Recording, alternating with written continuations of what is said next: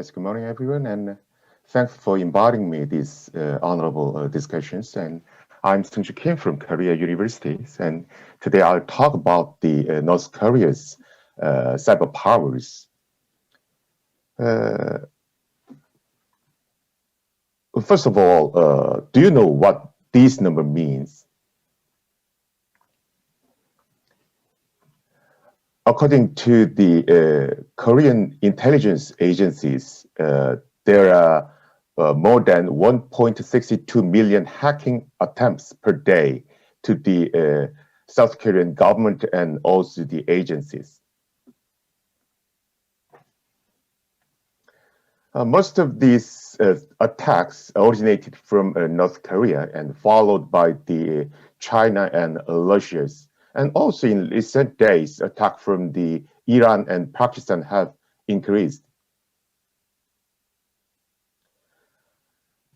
Also in nowadays, there have been more attacks mainly targeting private companies rather than public institutions. Our agency think that the hacking damage is estimated at 60% and 14% for private and public sectors respectively. Our government think that North Korea has a totally more than 6,000 cyber soldiers. Among them, 1,700 are hacking experts, and the last 5,100 members are support members.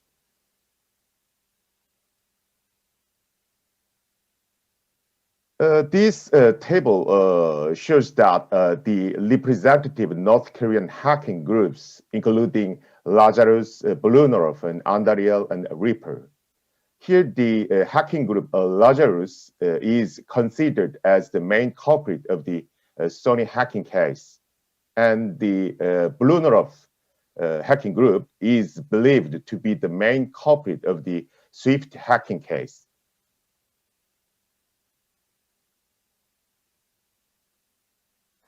Here you should note that depending on the analysis company, North Korean hacking groups are called different names. For example, the hacking group called Andariel is the same group called as Silent Cholima, and Red Dot is the same group called as Labyrinth Cholima, and Blunov is same as the Stardust Cholima. When I'm talking about the North Korea's hackings, most of people ask to me that, how about these North Korean hacker skills? They also asked me that North Korea's hacking skill is really good.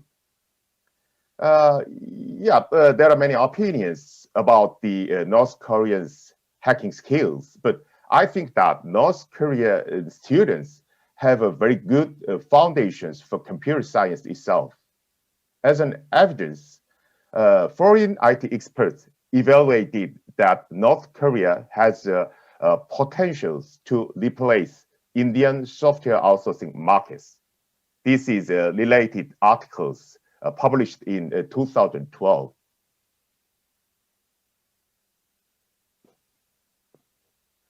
And also, there is a very famous international collegiate programming contest called ACM ICPC. But several years ago, students from Kim Il-sung University in North Korea participate in this contest. In this ACM ICPC contest held in 2016, North Korean teams ranked at higher than Stanford University teams. This is Kim Il-sung University teams. These are teams from the Kim Il-sung University ranked at 228th, and this is Stanford University teams, and this team ranked at 51 is our university. As shown this, I think that the students from the North Korea who study about the hacking skills has very good foundations about computer science itself. And also, North Korean hackers have a very strong motivations, such as Kim Jong-un's encouragements, and also they have very solid knowledge about the military operations. Because of these, tracking the North Koreans' hackers' attack is becoming more and more a difficult one.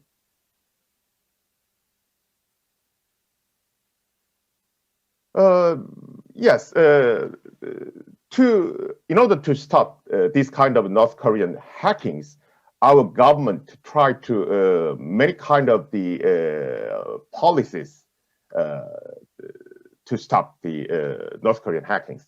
I will focus on the four main policies of Korea. The first one is about the government organizations. Our Korean government has a very well-organized response systems for each areas, with the Blue House as its control towers. National Intelligence Service, as called, it is one of the Korean CIA. NIS is responsible for the public sectors, and also the MSIT is responsible for the private sectors. And also we have a Cyber Command for military sectors. And the second effort is that we have very strong network separation policies. From 2007, our government adopted the network separation policies. And from the 2012 August, our government adopted network separation policies also for the private sectors, such as internet service providers and big web portals with an average of more than 1 million visitors per day. And also, 2013, our government extended our network separation policy to the financial sectors. Yes, but most of people think that network separation policies are also being implemented in other countries. But our Korean network separation policy is very stronger than that of other countries. As shown this slide, our government has a policy to completely disconnect organizations' intranet from the internet. As you can see, our government's internet service is totally disconnected from the internet. But foreign countries has a policy to separate networks according to the importance of the data. As you can see in this slide, they separate top secret zones and secret zones and unclassified zones, and then keep non-classified, unclassified business computer systems connected to the internet all the times.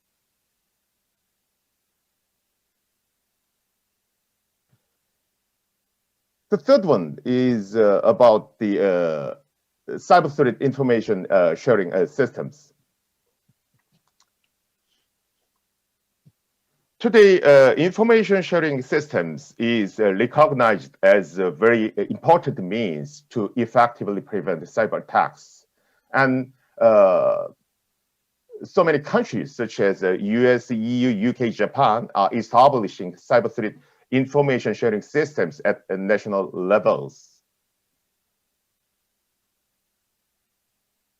Also, our government have information sharing systems like other countries. From 2014, Korea Internet Security Agencies, Korea Internet and Security Agencies developed the CITAS. It means cyber threat analysis and sharing systems to profile and sharing not only the collected malware, but also the hacked host and use the vulnerability and even the attackers.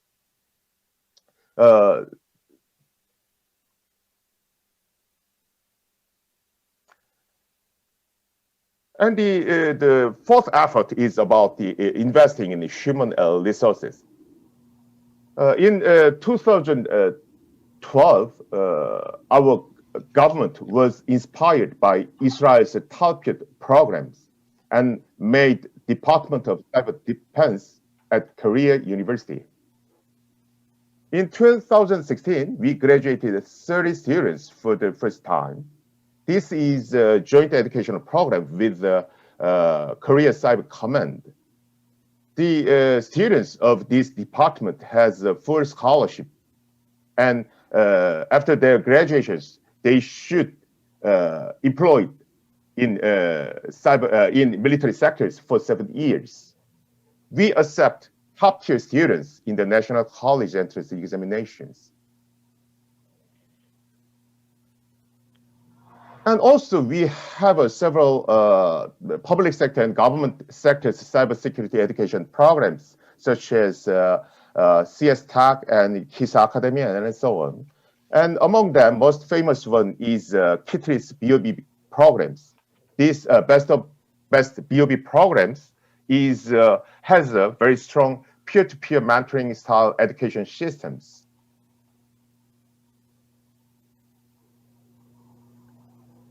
But it is also true that the Korean government still has a homework to solve. The first one is about the network separation policies.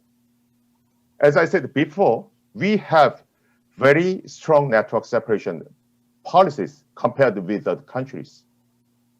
But these network separation policies has some conflict with other policies, such as smart work and cloud service and cross-border private data transfer and so on.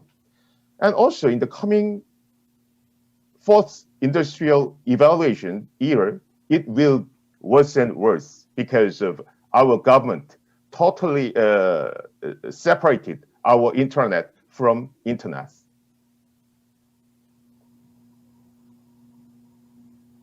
The second open problem is about the tracking hackers. Recently, authentic companies, here authentic means the open source intelligence. So nowadays, authentic companies have been in the spotlight. But as cyber threat intelligence companies are competitively disclosing threat profiling information for proportional purpose, it is becoming more difficult to track hackers.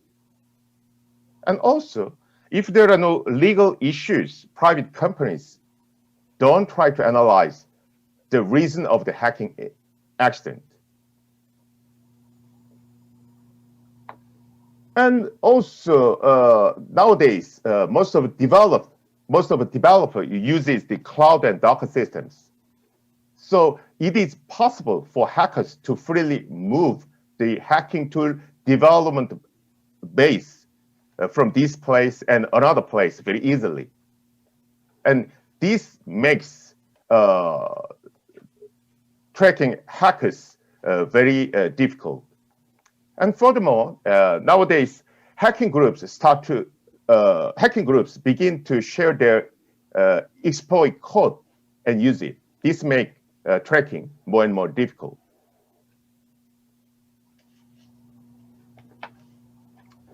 And also, nowadays, most of countries suffer from the COVID-19. These COVID-19 situations make the competitions of these COVID-19 situations intensify the competitions for technological hegemony. And also, this makes the situations where today's friends may become tomorrow's enemies. So this makes it more difficult to distinguish the enemies.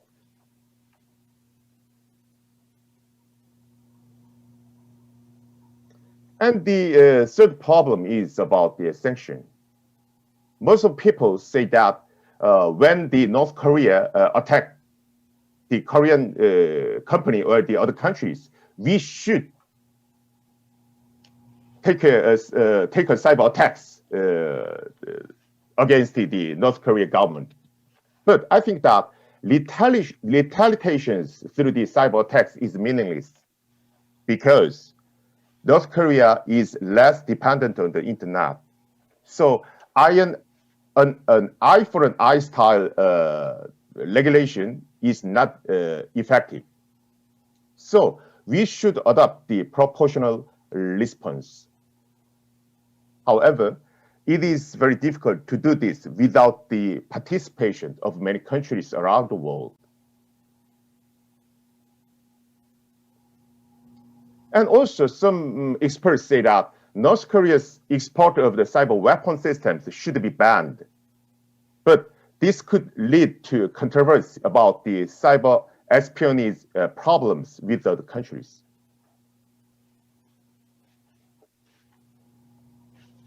Yes, this is all I have prepared in the future, but I would be very grateful if everyone here could present a lot of ideas to solve my open problems. I have exact solution about these four open problems, and these open problems not easy one, but I think that cyber attacks from North Korea is not technical one anymore. So we should adopt the political means, diplomatic means to stop the North Korean hackings. And because of this, we should collect more and more opinions from many countries around Korea. Thanks for your attention. Thank you. Thank you, Professor Kim. Now we can see North Korea does have hacking capabilities, but Professor Kim has introduced South Korean government's measures against cyber threat from North Korea. Thank you.